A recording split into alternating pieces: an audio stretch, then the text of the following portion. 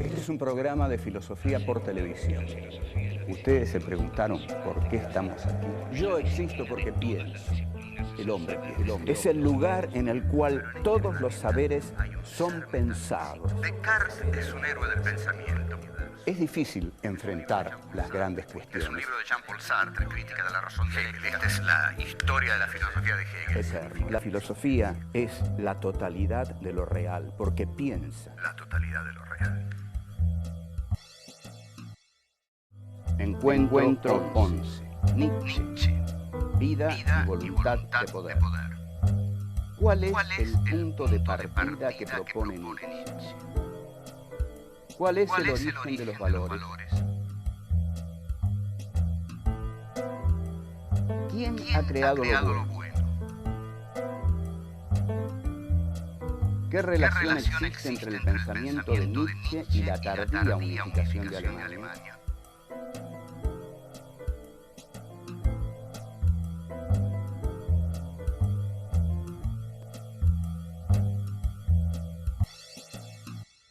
En el anterior encuentro estuvimos viendo la filosofía de Karl Marx. El pensador que vamos a abordar ahora es un pensador, ante todo, digamos, que bigote no le faltaba. Como ustedes pueden verlo, acá el querido loco de Turín, se le dice así porque ahí enloqueció y realmente llevó una vida de muchos sufrimientos. Paso a hablar un poco de la enfermedad de Nietzsche, porque me estoy dispersando, pero no importa, es un dispersa interesante. Heidegger dice que de Nietzsche en última instancia lo que siempre se va a poder decir es que se trata de un filósofo que al final se volvió loco. Es decir, que si uno a veces no les cree a los filósofos que no se volvieron locos y dice estos tipos están locos simplemente por lo que leen los libros de los filósofos, Nietzsche sí, Nietzsche hizo los deberes en ese sentido, era un filósofo loco que se volvió loco, es como una sobreabundancia. Parece que se trató de una especie de sífilis mal curada, esto no está claro. Karl Jaspers, que era médico, que escribió un notable libro sobre Nietzsche, investigó mucho su enfermedad y no llegó a esa conclusión tan contundente, que se tratara de una sífilis mal curada. Bueno, sea sífilis mal curada o no, el caso es que a partir de 1889, 1890, Nietzsche entra ya en un cono de sombra del que no habrá de salir. Lo encuentran tocando el piano como un loco, él tocaba el piano, pretendía componer, cosa que hizo, pero insuficientemente, sobre todo al lado de Wagner, al cual él en un momento admiró mucho, y está 10 años loco hasta que muere en 1900. Nace en 1844, que es exactamente en la época en que Marx escribe sus manuscritos económico-filosóficos, y muere en 1900. Durante esos años dejó una marca indeleble y justamente se une a Marx en una actitud acerca de partir de una base que podríamos llamar material. Vamos a aclarar esto. Si Marx parte de las fuerzas de producción y las relaciones de producción capitalistas, de la materialidad de la historia y de la materialidad de su sujeto elegido, que es el proletariado, que trabaja con la materia y por eso su filosofía la llama materialismo histórico, Nietzsche va a partir de la vida. La vida era, el concepto de vida estaba faltando en la filosofía. Entonces Nietzsche se va a definir a sí mismo ante todo como un furioso antiplatonista. ¿Por qué? Porque toda la filosofía de Platón consiste en realidad en dos puntos esenciales. Hay un mundo sensible y hay un mundo suprasensible. El mundo sensible es el mundo en el que habitan los hombres y el mundo suprasensible es el mundo en el cual están las ideas que son perfectas en sí. Las ideas fundamentales del mundo platónico son las ideas de la verdad, lo bello y lo bueno. Pero están en el mundo suprasensible. Ese es el mundo en el cual Platón instaura sus valores. Los valores platónicos son el bien, lo bello y la verdad. Están en el mundo suprasensible. En el mundo sensible está lo que se da en el modo de la devaluación, digamos, de la imperfección, no de la perfección eidética de lo bueno, lo bello y la verdad. Lo que va a hacer Nietzsche es justamente una transvaloración de los valores, una transmutación de los valores. Va a decir no, no, no. Elimina el mundo suprasensible y basa su filosofía en lo que podríamos llamar la materialidad de la vida. En este sentido es que me interesa ligarlo a Marx, la materialidad de la vida.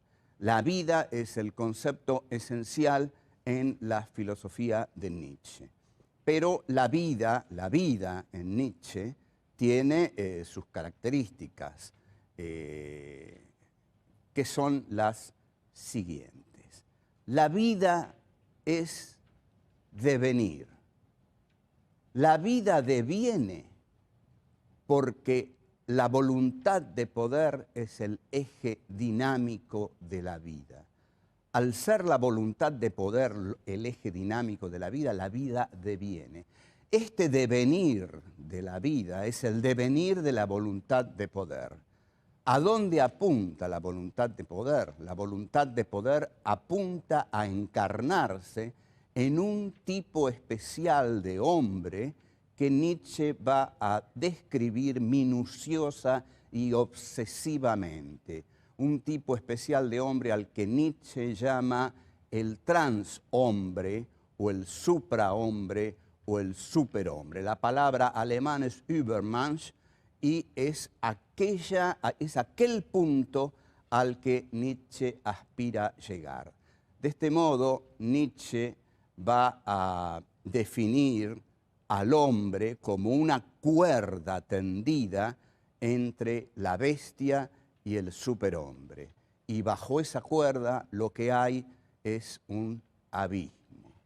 O sea, el hombre está en medio del superhombre y de la bestia. El hombre es un camino, un devenir hacia aquello que el hombre debe ser. Lo que el hombre debe ser es el superhombre, el Übermensch. O sea, esa cuerda tendida va de la bestia al superhombre, el hombre está en el medio y abajo un abismo. Bien,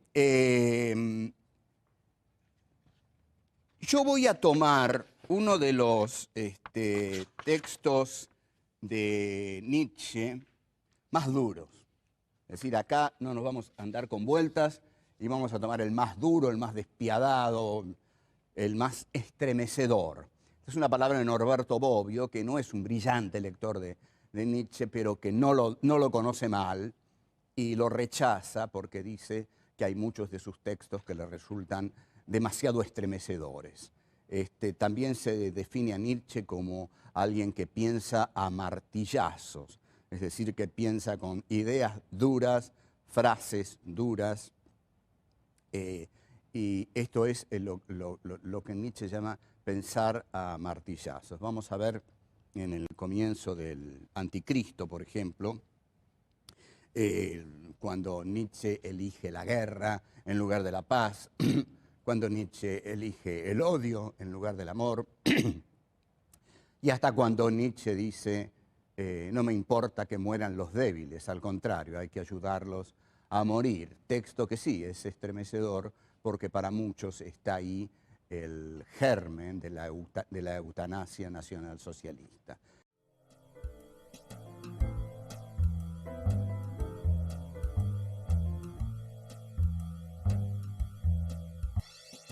El texto que voy a tomar de Nietzsche es La genealogía de la moral.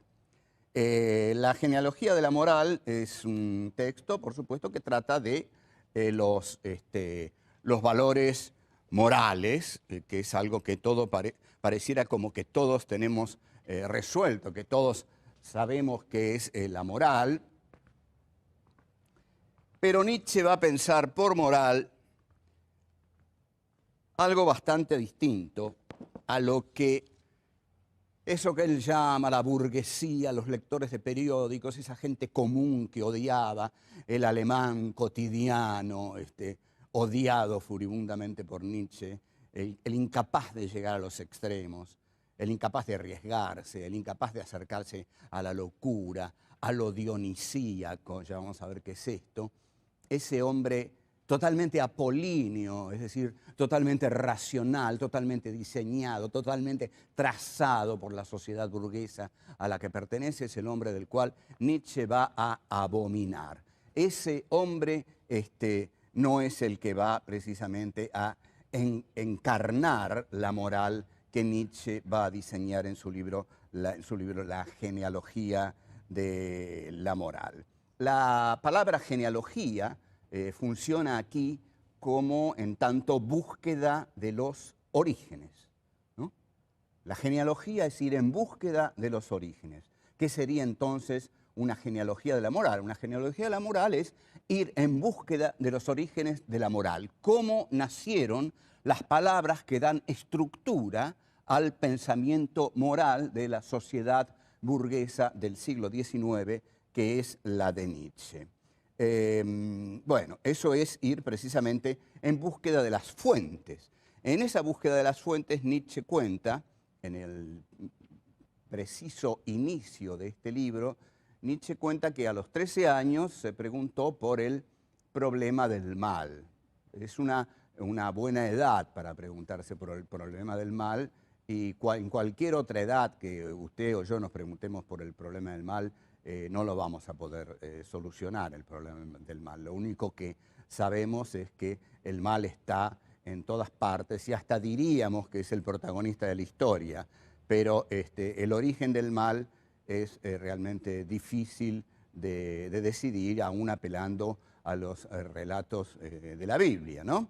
Pero lo que dice Nietzsche es que en principio él le atribuyó a Dios el mal, lo cual es un comienzo harto evidente, es decir, Dios es el creador del ángel caído de Mefistófeles, entonces en tanto creador de Mefistófeles, Dios habría creado el mal. Bueno, no nos detengamos demasiado en estas cosas que son muy sencillas para la altura en que estamos en nuestro curso, y vamos entonces a ver qué es lo que hace Nietzsche con la moral.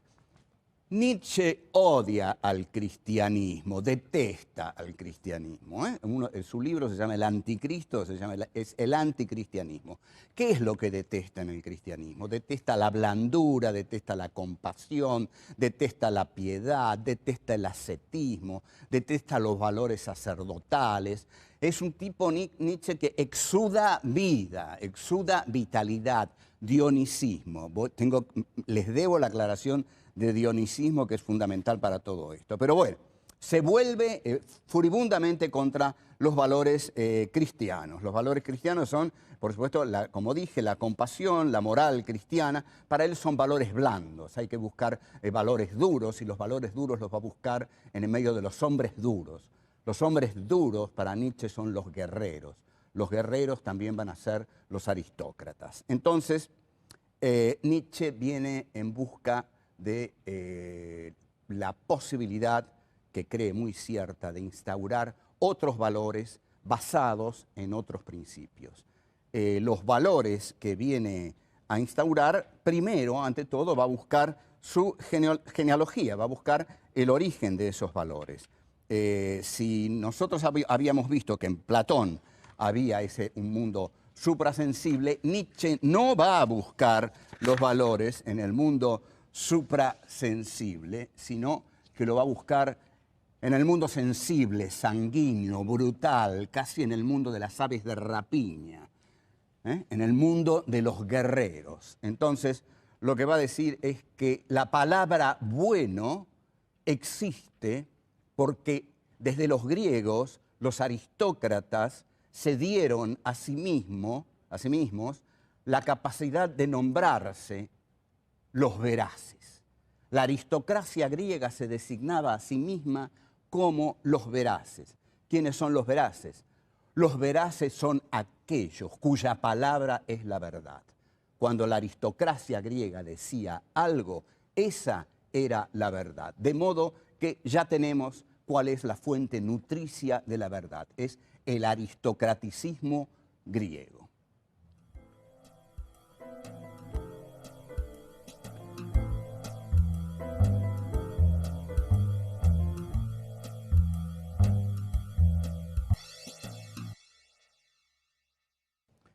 Este concepto de aristocracia que menciona Nietzsche hay que entenderlo cuidadosamente. No se trata de una clase social, al menos para Nietzsche. Para Nietzsche se trata de una clase espiritual o en todo caso de un elemento filosófico espiritual. La aristocracia, más que una clase social, es aquel estamento de la sociedad, indudablemente alto, pero alto por su capacidad de espíritu, que es capaz de crear las verdades. Es decir, nosotros los veraces, quiere decir, nosotros somos los que creamos la verdad con nuestros conceptos. De esta aristocracia griega, Nietzsche se siente heredero, y a esta aristocracia griega es a la que se remite para pensar la genealogía de la moral. Hay un concepto muy interesante que introduce y muy claro, que es el de el patos de la distancia. Nosotros habíamos visto en Marx el patos de la indignación. Son dos patos totalmente distintos. Si Marx exigía la pasión de la indignación, si Marx exigía que nos indignáramos ante la injusticia, lo que Nietzsche pide de sus aristócratas es que se indignen en tanto desdén de lo bajo, de lo vulgar, de lo plebeyo, ¿no? El patos de la distancia es esa distancia que la aristocracia pone entre ella y lo plebeyo, entre ella y lo vulgar, entre ella que es capaz de dar nombre a las cosas por el solo hecho de nombrarlas, de crear las verdades por el solo hecho de enunciarlas. Entonces, esta clase espiritual, filosófica y hasta ontológica, porque crea el ser, mantiene un patos de la distancia frente a la burguesía vulgar de los lectores de periódicos del siglo XIX que Nietzsche desdeñaba, y también contra los plebeyos, es decir, contra las clases proletarias, las clases pobres, a las que Nietzsche desdeñaba profundamente. Hay aquí el sentimiento de una clase superior que tiene el derecho de reinar sobre las clases inferiores. Tengamos en cuenta algo, aquí Nietzsche se ha alejado por completo de Dios. Nietzsche no está pensando en Dios, justamente tampoco menos está pensando en el Dios del cristianismo y menos todavía en Jesús. Los valores de la compasión, del amor al prójimo, los valores del autosacrificio, del ascetismo, son todos valores caídos, los valores blandos del cristianismo que detesta Nietzsche. Sus valores van a ser los de la dureza, los de los guerreros, sus valores van a ser los de la guerra, justamente, y vamos a ver todavía valores más despiadados que va a reclamar Nietzsche. O sea que tenemos que lo bueno entonces surge de la aristocracia y la nobleza. Lo bueno es lo que dicen los aristócratas. Lo malo es lo que dicen los que no son aristócratas, tanto los torpes burgueses, los toscos burgueses, como el oscuro mundo del plebeyaje proletario. El origen del lenguaje también se lo atribuye Nietzsche a los aristócratas, porque dice que los aristócratas, en tanto nombran a las cosas, les están dando el nombre a las cosas. O sea que ubicaría en la aristocracia griega aún incluso el origen de ese lenguaje. Bueno, estas son las etimologías de las palabras bueno y malo para Nietzsche. Bueno es lo que dicen y hacen los aristócratas, es decir, aquellos en los cuales el espíritu se ha depositado, aquellos que representan los valores más altos del espíritu humano, pero estos valores no son esencias vaporosas, esa cosa que se entiende por el alma. No, estos valores son valores carnales, valores vitales, valores de la voluntad, valores de la vida, valores del devenir de la vida, valores de la conquista, valores de la guerra, valores del coraje, etcétera, etcétera. La palabra malo va a ser para Nietzsche todo aquello que señale a los inferiores. Los inferiores son por sí mismos malos, porque justamente son inferiores, no pertenecen a la aristocracia de los guerreros, porque esta va a ser en última instancia la más clara definición de la aristocracia que va a dar Nietzsche. La aristocracia es siempre guerrera. La aristocracia va a ser lo que va a llamar más tarde el ave de rapiña y con más exactitud la bestia rubia. El vikingo, el samurái, que todo esto va a confluir, no lo quiero adelantar, pero como se estarán dando cuenta ustedes, todo esto va a confluir en el Tercer Reich, es decir, los nacionalsocialistas, toda esta era una materia prima riquísima para el Tercer Reich y efectivamente se apropiaron de ella. Uno no sabe si Nietzsche fue nazi, pero se parecía bastante.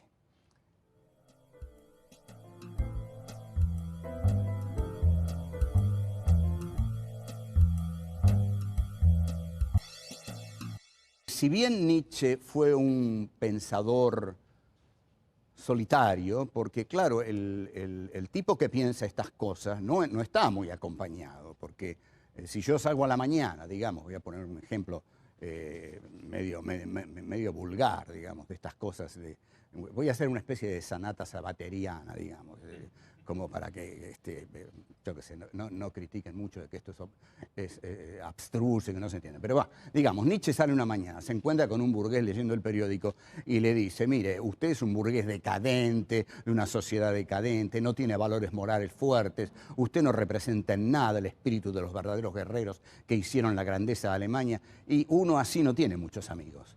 No, indudablemente va perdiendo un montón de amigos. Entonces, efectivamente, era un pensador solitario y hay algo muy conmovedor en Nietzsche. Era un pensador enfermo, era un hombre enfermo y era un hombre que tenía una relación, aunque esto no tiene por qué explicar su filosofía, pero tenía una relación muy conflictiva con su madre y otra todavía más conflictiva con Elisabeth Förster Nietzsche, que era su hermana, y que es la que va a dar forma final a la que se pretende sea la obra cumbre de Nietzsche, que es La voluntad de poder.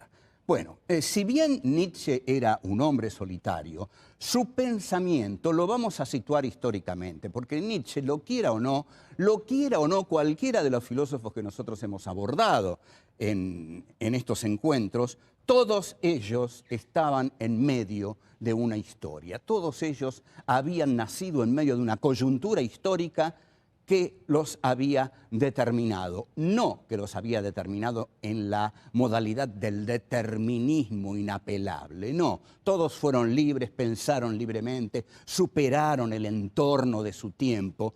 Pero Nietzsche está en medio de una historia. La historia en la que surge Nietzsche es una historia muy compleja, que es la historia de la unidad alemana en el siglo XIX.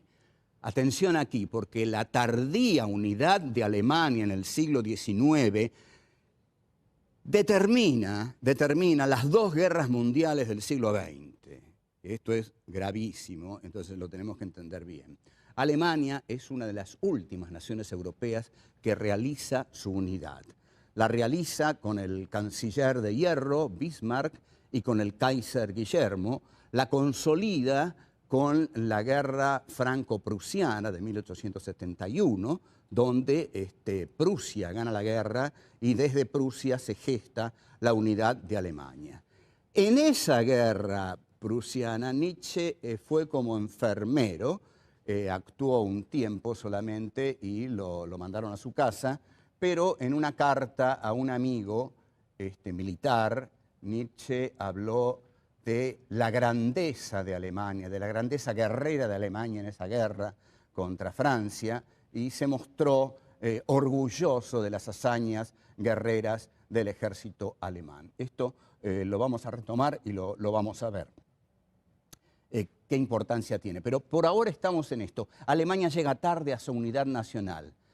Entonces, yo digo, con cierta inocencia, aunque nada de lo que digo es inocente, todo está lleno de maldad, pero digo,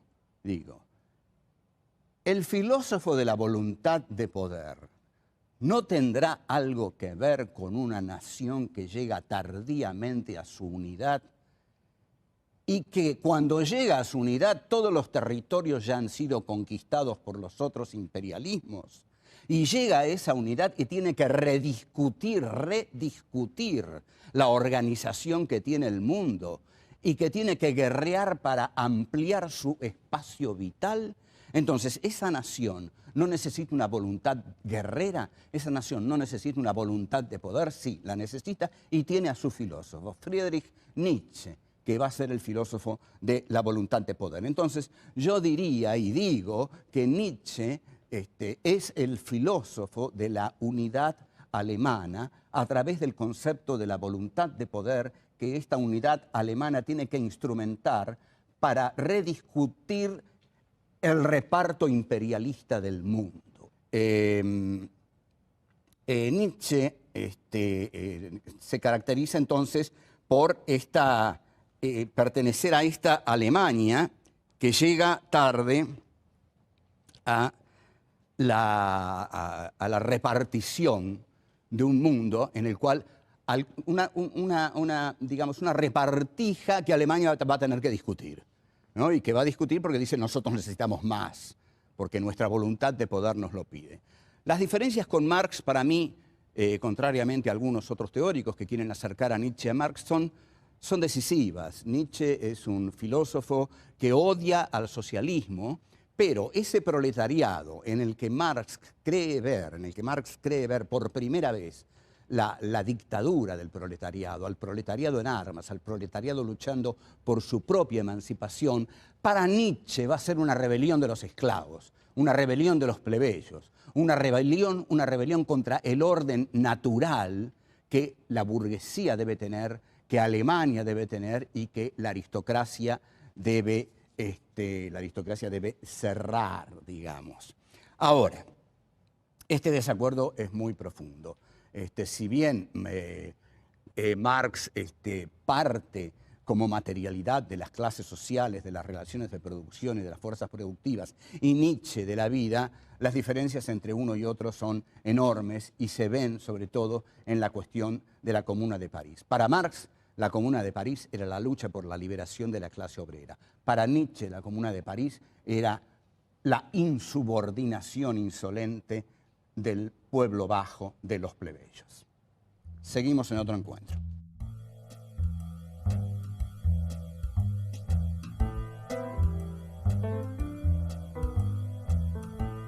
¿Qué importa nuestra guerra ante la enormidad del peligro rojo? El pathos de la distancia es esa distancia que la aristocracia pone entre ella y lo plebeyo, entre ella y lo vulgar. Nosotros somos los que creamos la verdad con nuestros conceptos.